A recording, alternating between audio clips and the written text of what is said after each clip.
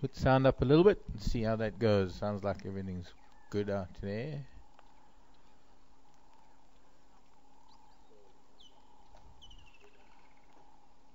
Hi everybody, and made it back. Very wet. We had to actually drive into the rain.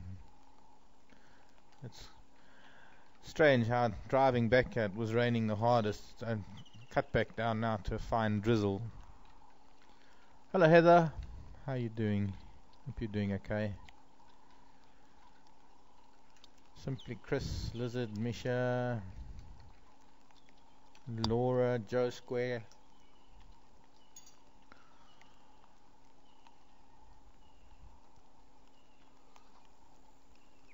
I just made myself a cup of hot chocolate to try and warm up a little bit. Got quite wet out there. So, how are we all doing? Wonder if there are any emails I need to get to. No, it doesn't look like.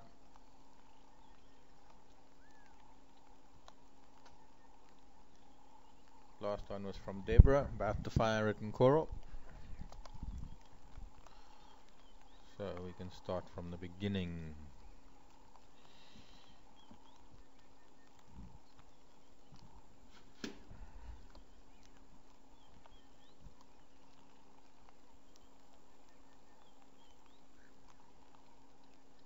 Right. Am I cold? Hi Laurie. Not too bad, I'm just a little damp. I'm glad I took my old hat out there this morning. The hat is soaking wet. And sounds like another squall just coming in. Sounds like heavier rain. See, we've got one of the waterbuck females, one of the buckets across the dam. See what else we can find for you this morning. I also want marshmallows, Joe Square. Unfortunately, I don't have any. I got hot chocolate. Antelope just ran by for its life. It did. Oh, at Tembe.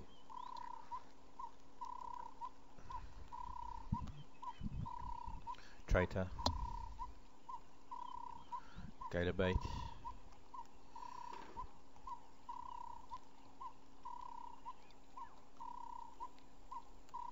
I'm worried about getting the camera wet by turning it towards the south. But we'll see. Maybe it won't be too bad. Ripples in the water. Must be from Hippo. Around about there. Ronnie, what happened with the Ellie encounter? Well, we had that big one-tusked elephant that was standing on the other side of Philemon's dip and almost like he was waiting to ambush us. Which I think he was. And I chose to wait a little bit. And then crept forward and then he came rushing out of the bushes.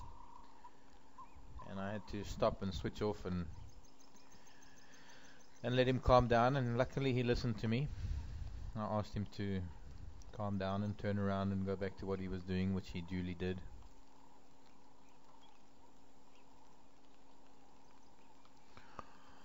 Hello Barbara, Misha, lioness on Tembe, and to make matters worse, some of you are watching a pregnant giraffe in Germany as well. Oh, that's okay. There's our hippo, popped up. Lizard. Did I say relax, dude? Ronnie's asking, how do I know how close to get to the Ellies? Well, most of the time, I'll let the Ellies get close to me. It's a lot different than getting close to the Ellies. Under the circumstances with that particular elephant bull, I knew that I had to keep my distance, because as soon as he heard us coming down into the dip, he turned around and sort of came for us. And I backed off, and he backed off. And then he was feeding behind the bush. And I wanted to make sure that he knew that the vehicle was there, which I'm sure he did. He heard me talking, and he would have heard the vehicle idling.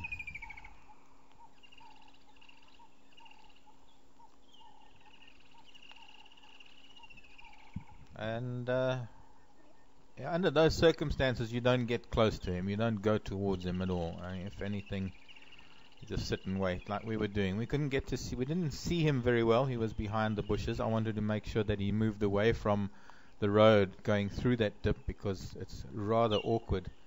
It requires getting the engine revs up to get through it, because erosion is quite bad from the heavy rains. as well as it curves to the left where he was. So it was a case of just biding my time. I might have been a little too hasty in trying to get forward, and that's what made him come around the bush towards us.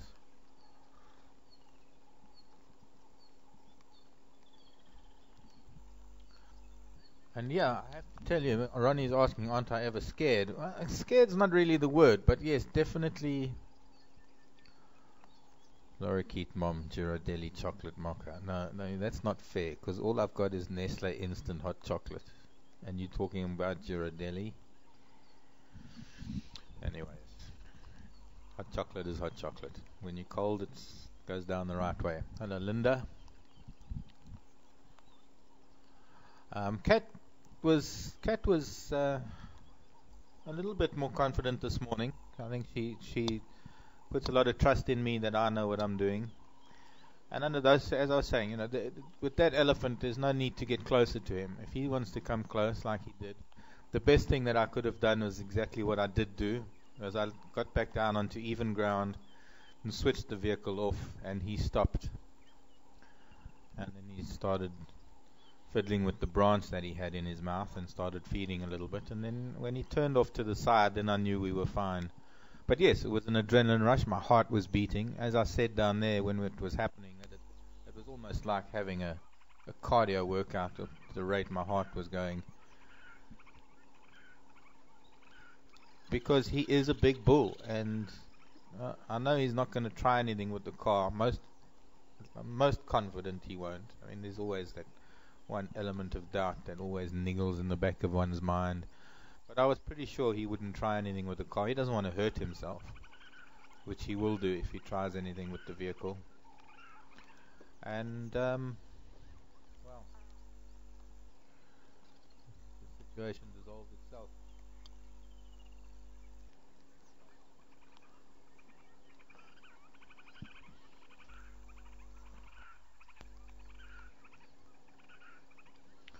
What's in that nest that's been there forever? Okay, I'm going to have to try. This is Henny.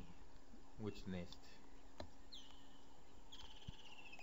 I'm going to go back around. Well, I think you're talking about the buffalo weaver nest, Henny.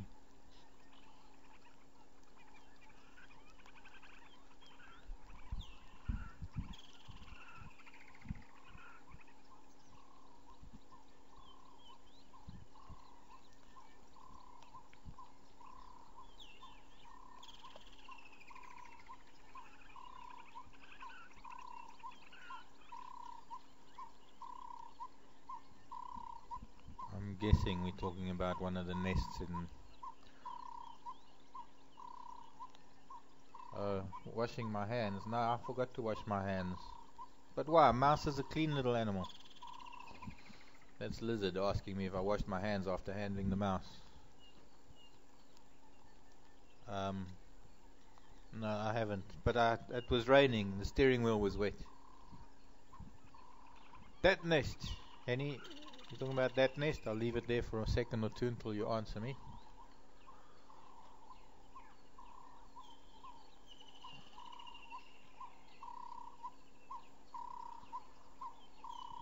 Cracker is more dangerous for animals when it's raining. The sound of the rain would dampen the smell of predators.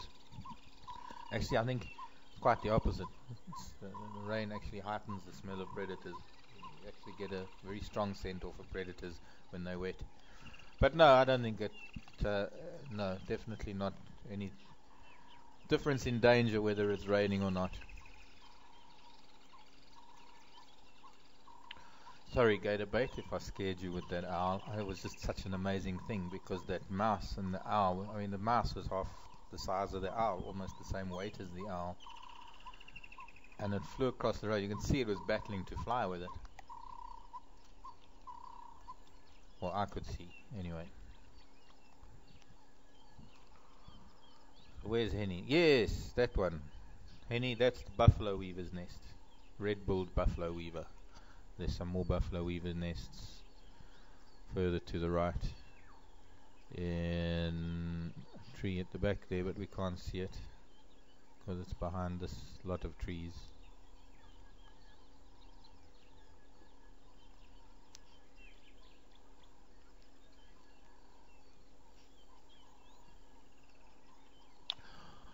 Lovely weather we got. I really do love this grey, drizzly bed weather. Curl up in bed with a good book. Or as I say, sometimes with a good woman. But you didn't hear me say that. I've got a couple of good books. Jane, hello Jane. Unfortunately, we never figured out what Karula was tracking. My guess is that it was one of her boys, and she was cautious because either one of her boys or maybe even a daughter. I'm quite sure it was another leopard because of the way she was being so cautious, and she was looking. She could smell something, and she kept looking up ahead to see if there was anything moving up ahead. So we'll see if. Well, we didn't. Oh gosh, my brain's not working. So we didn't get to see what she was looking for or looking at or being cautious about. Just trying to catch up. Chat's starting to move fast, and I'm going to have to scroll back because while I'm turning cam, I'm missing out on questions in chat. And I have to remind you to send questions into questions@wildearthsafari.tv rather than questions here, because I might miss things. So, where did I get to? Jane's question. And yeah, Misha, turning brown fast. It is. It's like almost within a couple of days. Susie. A couple of new names here. Hello, Susie.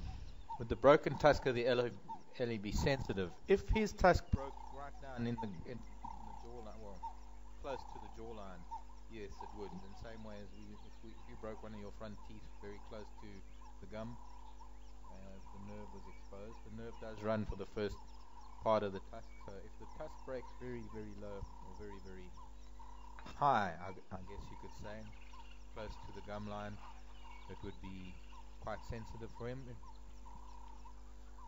And clearly it didn't break further down because you can't see a stump there. I also can't see his lip jutting out where there could have been a stump. So I'm not too sure what to think of that, Eddie. Simply Chris. James Patterson. I like his thrillers.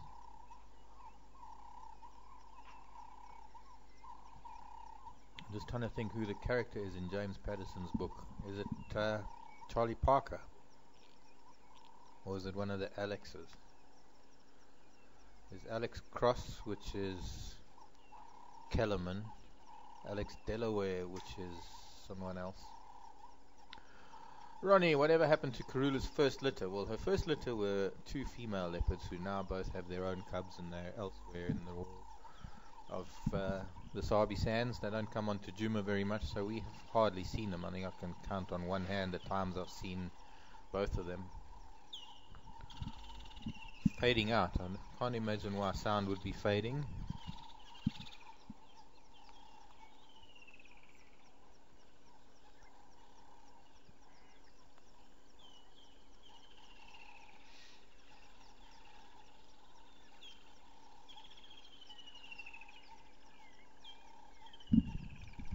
Alex Cross. Is that James Patterson's character? No, I thought that's Kellerman's character. Alex Cross. With his kids. I haven't moved, so hoping sound is fine. I haven't moved. Still got the mic right in front of me, in between me and the screen and the chat. Possibly turned my head away for a minute.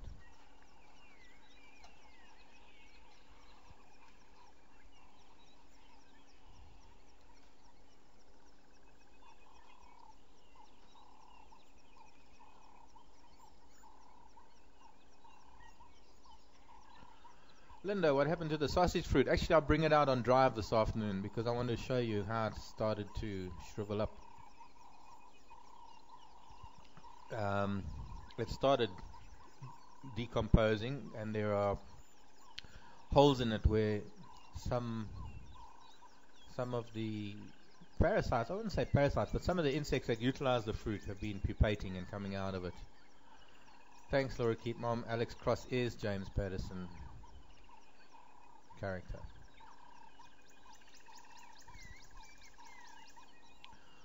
I've read most of the Alex Cross books. There's a new one, Cross. What's the new one called? I saw it at the airport.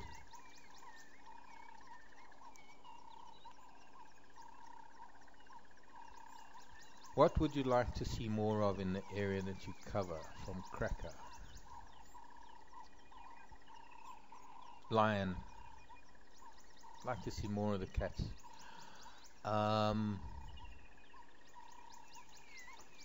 That's a hard one to answer, that one, I guess.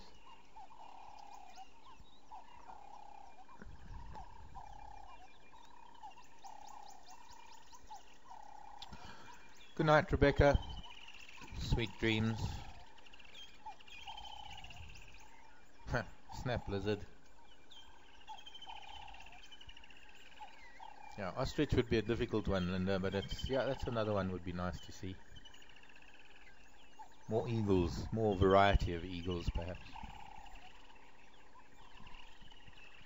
Cheetah too. Yeah, we missed the cheetah 2 days ago. I went off road looking for them, where they weren't, and got a flat tire.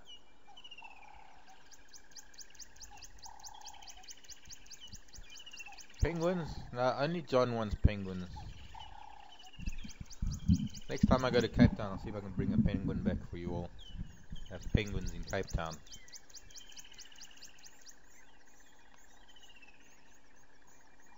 But I had the wrong information a couple of days ago. I was looking for the cheetah in a place that they had been, and I only found out later that night when I got back that the cheetah had actually moved by the time I went looking for them.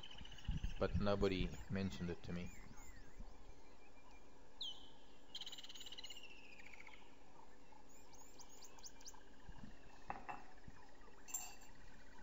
Okay, done with my hot chocolate. Closest I got to ostrich was finding the ostrich track up on Cheetah Cutline. Maybe one of these days in the winter it'll come back this way again, if it hasn't been eaten yet.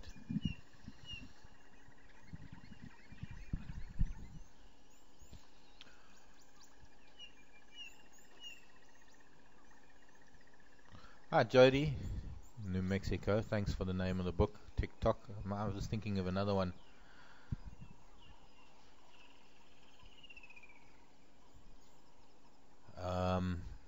That I saw at the airport. It's got the name Cross in the title, and I think it was about Alex Cross being called in to answer questions.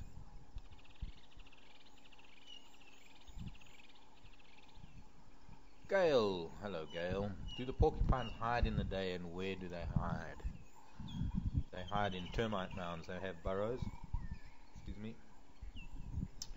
Porcupines dig very complex dens, burrows. Crossfire, thank you, Laurie Keith Mom. Was that not his latest one then? Crossfire. That was the one I was looking at the airport.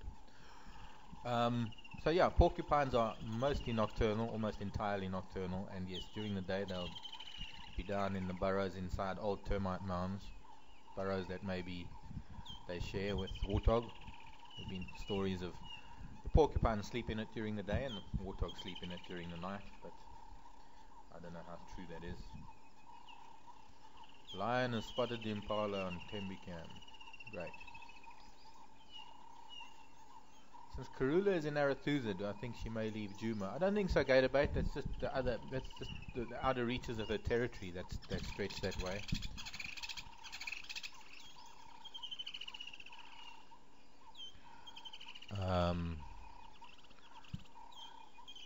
Her territory is bigger than Juma Game Reserve, and that's where her territory extends to. So I don't think we'll lose her.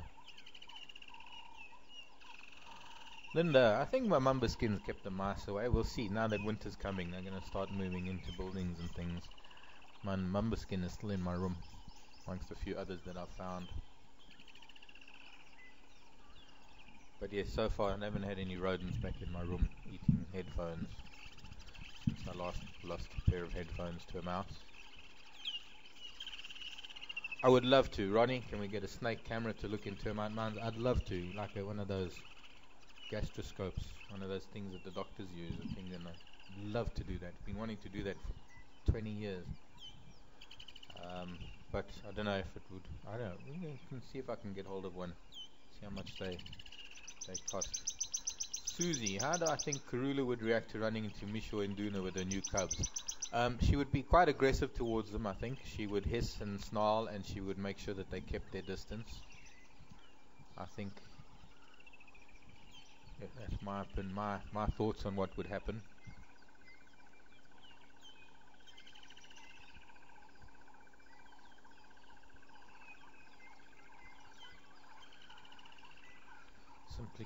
Simply Chris. Petrified of snakes and spiders. That's okay, I understand. I like the spiders and snakes. And go debate. The chances of seeing an aardvark on the drive, very, very slim. I've seen, I suppose, it all hinges on where you are. If you go up into the Kalahari, the Transfrontier Park, you can't see an aardvark up there. Yeah, the bush is sacred. And of course, aardvark only come out at night. So since we're not out at night, we don't have much chance of seeing them. But having said that, when I'm on leave and I'm at home, I'm out at night quite a lot, and I can count on one hand the amount of times I've seen an aardvark in my life. So they're not something that one sees very often. They're very, very shy.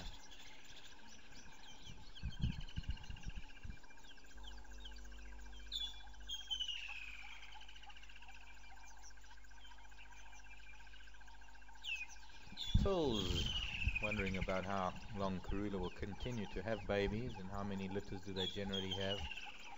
Difficult question. Likely to have maybe up to 6, maybe 7 litters one litter every 2 years. I'd say up into her early teens if she lives that long.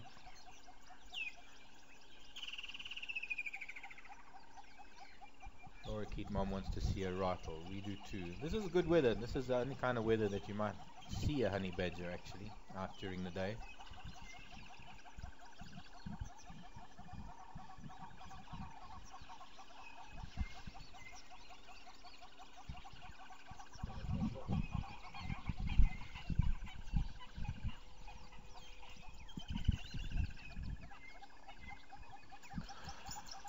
Okay, bye, Cracker. Oh, hello. Hello, everybody. I'm back. I hope you're all well out there. I had a wonderful leave, and I hope you guys have been seeing some wonderful things while I've been away. I heard you had wild dogs, hey? Yeah. Is that right? Cheetah. And cheetah. Again? Oh, nice. Awesome. And the crocodiles are still around? Yeah, Croc's been at Twin Dams, he's been out of the water, he's been at Chelapan out of the water. He's been making his way up and down. And a charging bull elephant today, Miss Misha says.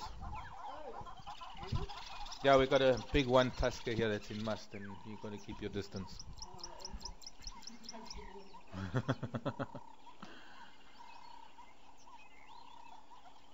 Some questions. Jody, New Mexico. My sound is fading in and out. I suppose it's this microphone. I've got the sound up full here, so hopefully it's pretty strong. Jody uses a rubber toy snake in her garden to keep rodents and birds away. Have to move it every few days. It works just fine. Jody, it's interesting that you should say that because we use rubber snakes to keep the baboons off of the thatched roofs, but one also has to keep moving them because the baboons eventually realize that they're not real. And the only way to do that is to make sure that they're in a different place almost every day. But it is one way to keep some of the things out. Don't know why you would want to keep birds out of your garden, but we use rubber snakes here for monkeys and baboons.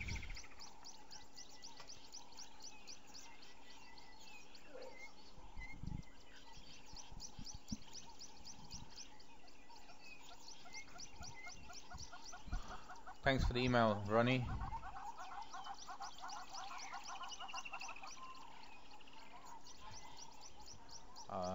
Yeah, I must look into that. You call it a snake camera. I'll look into that and see where I can find one. But thanks very much for your email, Ronnie.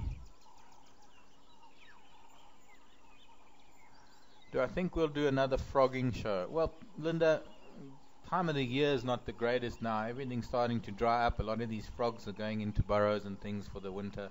Not really hibernating. It's more of a term we call estivation, where they just go into a state of well, they just become dormant. Not quite as dormant as they would in a case of hibernation, but they just lower their metabolism and they wait the dry season out.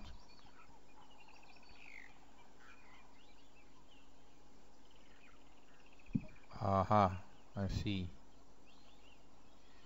Birds eat the seeds and put holes in the veggies. And they eat strawberries and raspberries. Well, birds think that you plant all these things for them. That's what happens.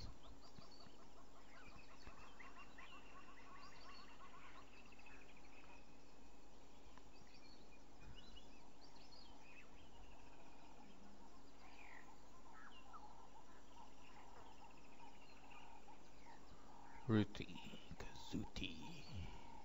Oh, I've got to scroll back.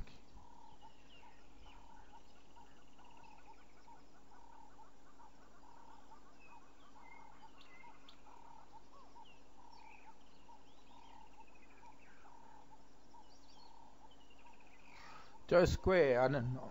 There's a chance that we'll set up more cameras at other dams. Once again, I can't answer that just yet. I'm not too sure. I mean, there has been talk about it, but when that can happen, we've got a few other things on the go at the moment that we're concentrating on.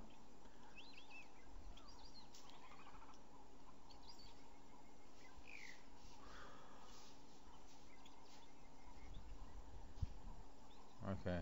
Interesting the kind of wildlife I'm hearing about in your gardens, like moose and black bears and possums and raccoons and squirrels and things. Interesting. What kudu, Susie?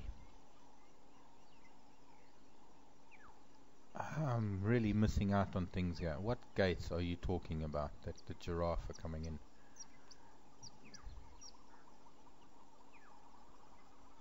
Something running around on the other side of the dam. Well, I'm not watching because I'm watching chat. Which way did it go?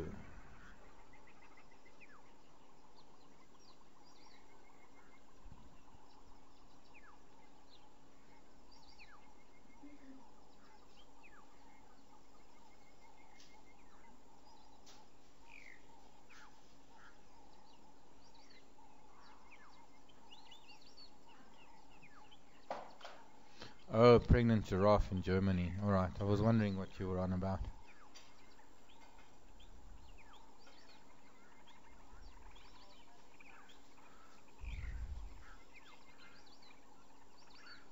I can multitask just fine, thank you, Simply Chris.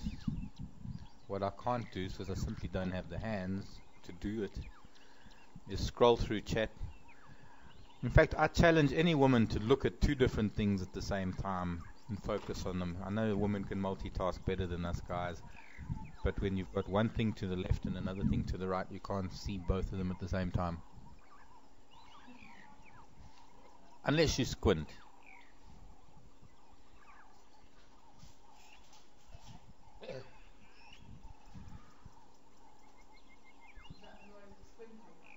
Yes, that's the noise of squinting. Laurie Piercy. Where is my home? My home is north of here in the Timbavati, which is similar bush to this. Just a few different trees, but the same animals. I know about women having eyes in the back of their heads, and they've also got eyes on stilts that can look around walls. Like the mom in the kitchen, she knows exactly what the kids are doing in the bedroom or the lounge or the yard. You hear mom in the kitchen, put that down, and kid says, but mom, how did you know? Because I've got eyes everywhere.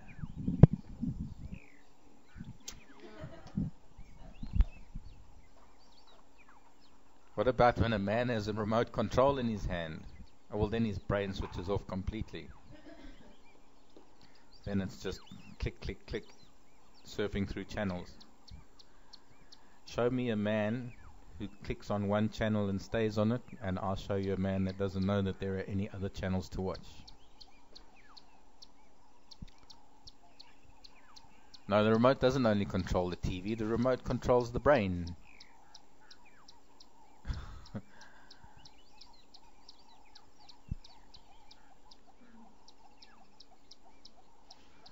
Simply Chris, no, I don't watch much TV. We don't have TV.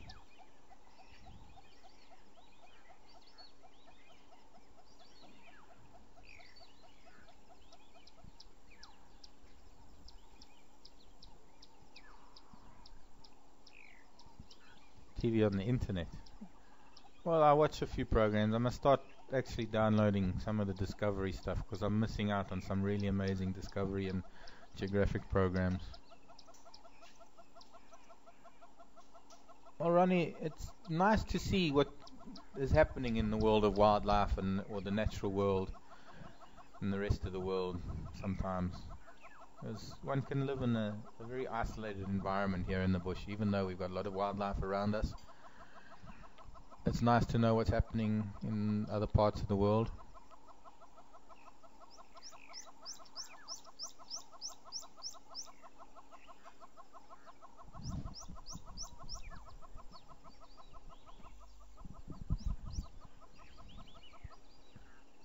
What is that on the other side? Is that still that water bucket?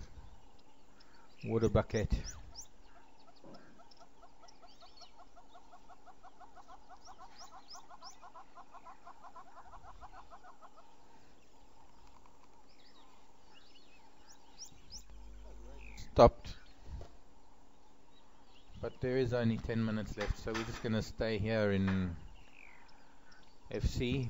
We've got the vehicle on charge and get it all charged up for this afternoon's drive. At the moment only the hippo that we have and that water buck on the other side, quite distant. There's a croc ever at this waterhole where the hippos are? That's from Kathy. Hello, Kathy.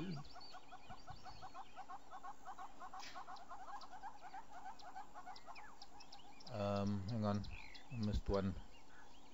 Jane Smith, welcome to Wild Earth Safari. Can you stop posting, please? Chat's moving too fast for me. Biography channel, never heard of that. So, Kathy was asking if... Yeah, the croc was here, Kathy, a little while ago. It was during the heavy rains. It seems to have made its way back down towards Twin Dams and Chelapan. It seems to like that area a little bit better. Maybe when those start drying up a little bit, it'll come back this way with a little bit of luck. Linda was asking what kind of wildlife do I see when I'm at my brother's farm outside Cape Town. Well, let's see. Cape Fox is there. And there's the southern rocker gama, which is a type of lizard. Black eagles, which nest in the cliff opposite the house. That's very special. Also known as Vero's eagle. Another very special bird are the black harriers. And quite interestingly, they've done some satellite tracking on the black harriers and found them flying all the way up into Lesotho, which was very unusual. They thought the black harriers were endemic to that part of the Western Cape, and they had no idea that they moved that far. There has been leopard. There are a little antelope called kraisbuck, and we found a couple of times kraisbuck killed by leopard. Never see the leopard. Those are the very elusive Cape leopards. And the odd blessbuck. There was a springbuck that appeared there once, a black springbuck.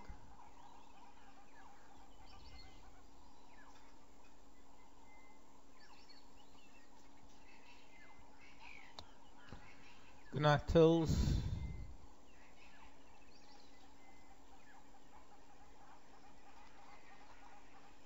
Lynn.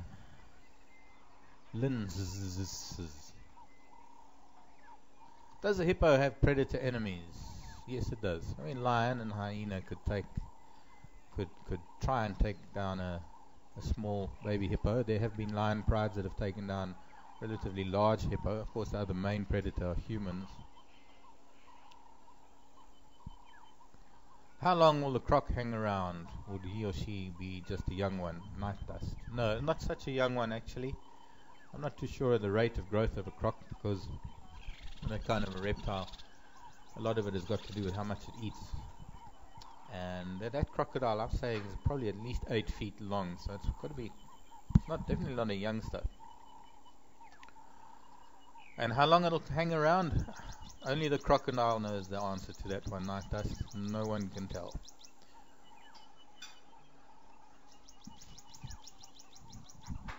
And Kathy, doesn't that croc go after the hippos? No, the crocs and the hippos tend to have a pretty amicable relationship. Crocodiles and hippos have been living in the water together for millions of years, and they seem to get along fairly well.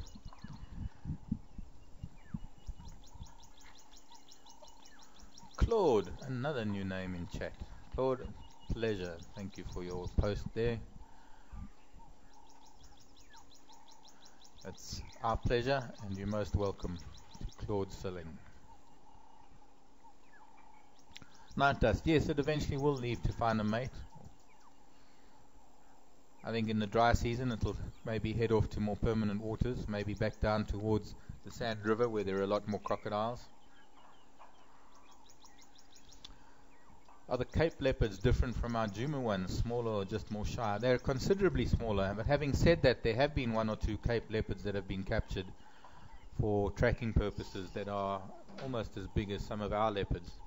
But generally speaking, they are a little bit smaller. They're supposedly a subspecies, but I think they're trying to work on establishing them as a completely separate species. I'm not too sure where they've got in terms of taxonomy and the genetics. And the differences between the Cape leopards and these leopards up here in the bush. But they definitely are a different subspecies. Laura Keatmom, is this a Nile crocodile or are there other species of croc in Africa? There is only one other species of croc in Africa that I know of, and it's the dwarf crocodile of Central Africa. It's quite an endangered species. But all other crocs all over Africa are the Nile crocodile. We don't have any other species of croc here in South Africa.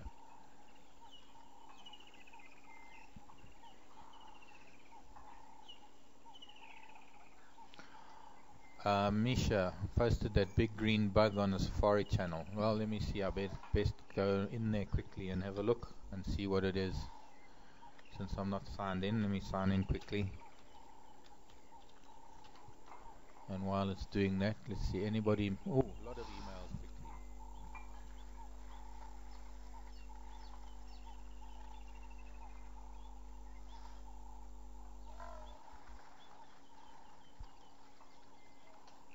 Thanks for the email, Jody. Okay, I understand about your birds and the seeds, and sure, I will tell Tara about the time spent with Karula.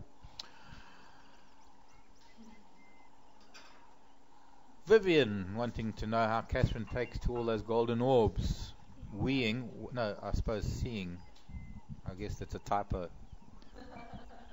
Seeing as how she is sitting up high in the gun. Actually, with the new camera rig, the camera catches the webs before the camera person catches the web. So, Kat's saying she's getting better.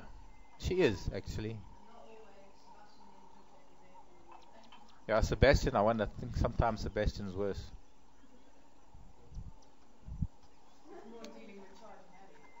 Yeah, Kat's just saying behind me, it's more dealing with charging Ellies these days than golden orbs. Linda B. from Spokane, Washington. Thanks for just clarifying that. Just talking about that fire we saw on the Coral Cam. I know it wasn't you that said that it was a controlled burn. I just have to find out. I suppose maybe we can find out through other members of the Sabi Sand what's happened with that fire. But with this rain coming in, I'm sure it would have squashed it, quashed it, put it out.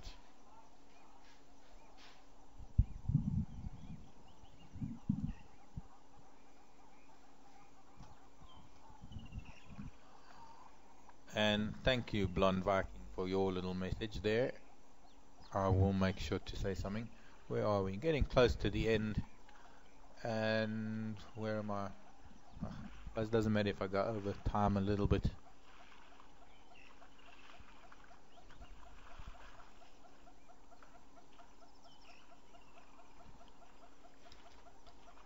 Safari channel. I'm still trying to get to this green bug. better be a bug. There's our elephant that came close.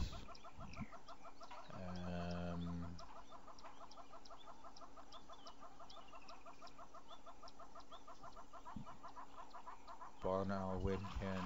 Where's that bug that you posted, and when did you post it? Older posts. Who was it that posted? Something moving. Yeah, geese.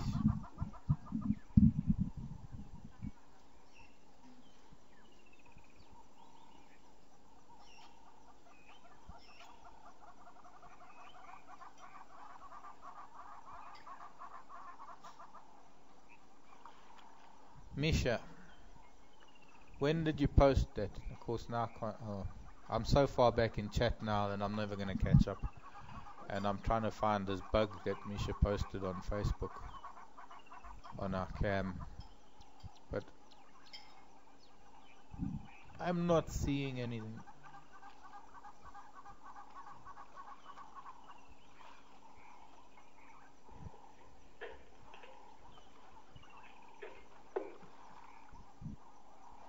Playing with the radio.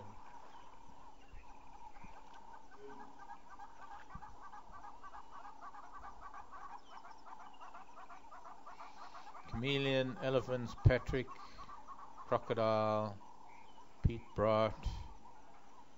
No, sorry Misha, I'm not seeing on anything on Safari channel with a bug on it. Put it on my Facebook page. Do me a favor, do that. Put it on my Facebook page, I'll see it and I'll have a look at it. And I'll let you know. But just to finish off, excuse me a second.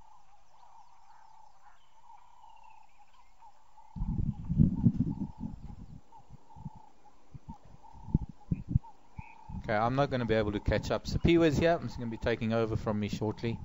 It's been fun chatting to you.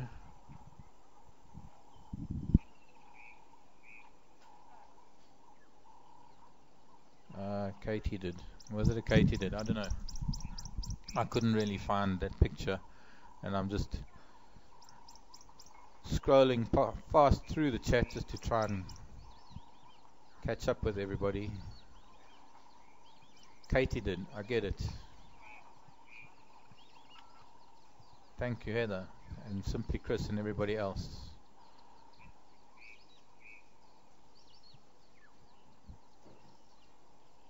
So, thanks everybody. Thanks for your questions that came in, and thanks for the support this morning. It's been a wonderful morning, and we'll just have to try and pick up where we left off later this afternoon. Hopefully we can find a few things for you later today. So enjoy your day. Sleep well for those of you going to bed, and I'll see you later. Sapiwa is going to take over now. Bye bye.